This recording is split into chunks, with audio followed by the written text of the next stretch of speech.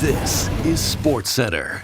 Hey, I'm Marissa Roberto on the Digital Sportscentre presented by Montana's Barbecue and Bar. And it's the eve of the frenzy. And there's plenty of buzzing about as we are a day before free agency opens. Before we dig into some of those names though, we had a couple big signings over the weekend. Now, arguably the biggest when it comes to the Canadian teams is Matthew Nye signing with the Leafs, a 6-year deal with a $7.6 million AAV. That was not the only deal done yesterday. Sticking in the province, Claude Giroux is staying in Ottawa as he signs a 1-year deal with the Sens. A $2 million deal, but he could make another $2.75 million in bonuses. Okay, so let's get to the biggest name on every free agent board, and that is the name of Mitch Marner. With Vegas emerging as the frontrunner over the weekend and all those sign and trade whispers, FanDuel no longer has a market on Marner's next team, but Vegas was the leader when they pulled the market down. Now, if Marner were to trade his rights to Vegas or anyone, they have until midnight tonight to do so, and if not, he becomes a UFA tomorrow. I am not mentally prepared to accept that Mitch Marner won't be a Maple Leaf. Like, that can't happen for me, okay? And I don't care what you haters have to say about it. For Florida, they did what everyone knew they were going to do, re-sign Sam Bennett, officially to an 8-year, $8 million AAV deal. But what does that mean for Brad Marchand? And we also heard from Dreger regarding Marchand,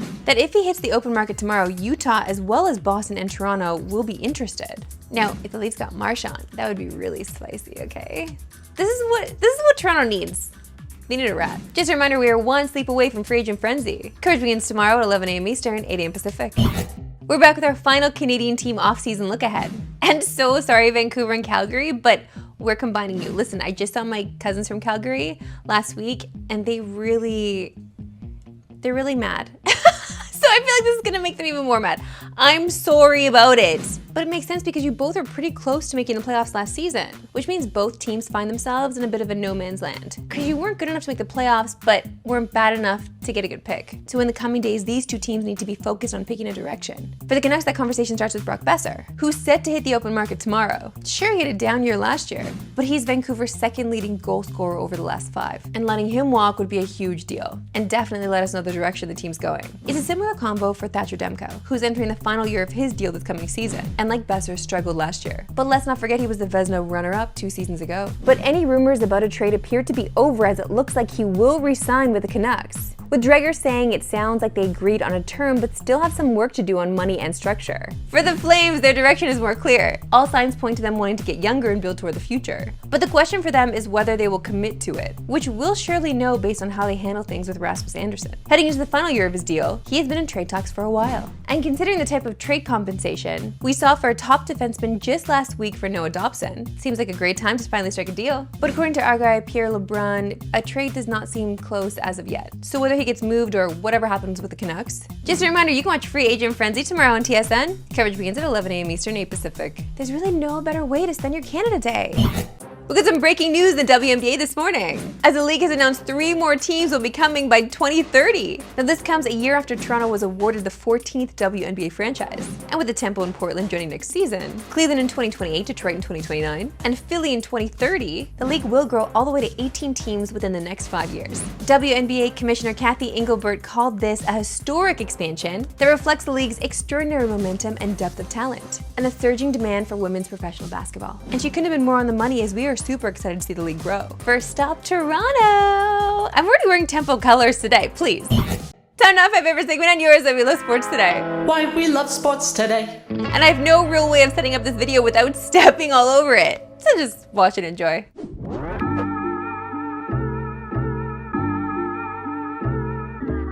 I am obsessed with this Man of the Year trend, by the way. This has got to be the best one, though.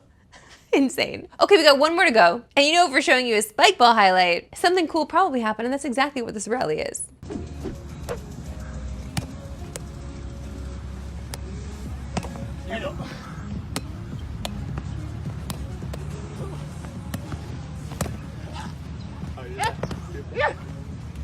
Yeah!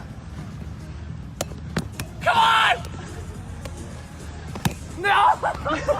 Every time I see spike ball being played, I feel like I want to do it, but once I get doing it, it's too much work. Well, you're sweating out there. You're exhausted. Time now for Mic Drop Moments presented by the all-new Lincoln Navigator. And this take is so horrific that, yeah, you are dropping the mic, but not the way you think you are. Here are U.S. Internationals and Juventus teammates Tim Weah and Weston McKennie with the worst take in food take history. I was going to say something very crazy, but I don't feel like having that debate right now, so please. What? No, it's a hot take. But What? anyway, No, I bro, want to go, hear that. man. I want to hear this. No, now. I'm not gonna get bashed. In the comments. By who? Italians. You say Italian food's trash? I wasn't gonna say it's trash. I was just gonna say, Need some work? please. Y'all don't have much variety. I'll give you that. Yeah, pasta, pizza. Pasta, pizza, fish, steak. And if you go anywhere, it's all. You know what the problem is with Italian food? It's great. It's good food. You guys have good specific like things that you do very well. Mm-hmm. But in America, the thing is, if I go to a burger joint or a steakhouse, and then I go to another one that's 10 minutes down the street, I'm still eating a burger, but it's a completely different taste. Mm-hmm. In Italy, you guys like, okay, if I go here to this restaurant and get a pesto pasta, and then I go 10 minutes down the street and order a pesto pasta, it's gonna be like the same thing. You guys don't have variety. So that's why I say American food It's a hot take. I I prefer American Italian food. Yeah.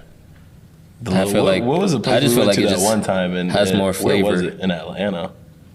You remember the chicken parm that you had? Yeah, Yeah. but I mean, Americans do everything better, so hey. Okay, I don't even know where to begin dissecting how egregious all of that was. It was just one. I was catching flies watching that. My jaw was on the floor. Wait, then to end it off with chicken parm? Like okay. I'm so mad. I'm so mad, but then it's like they want me to be mad, so I don't want to give them that emotion. But I have goosies on my legs right now. I'm so angry. Please. Americans, I cannot with you right now. Like, okay.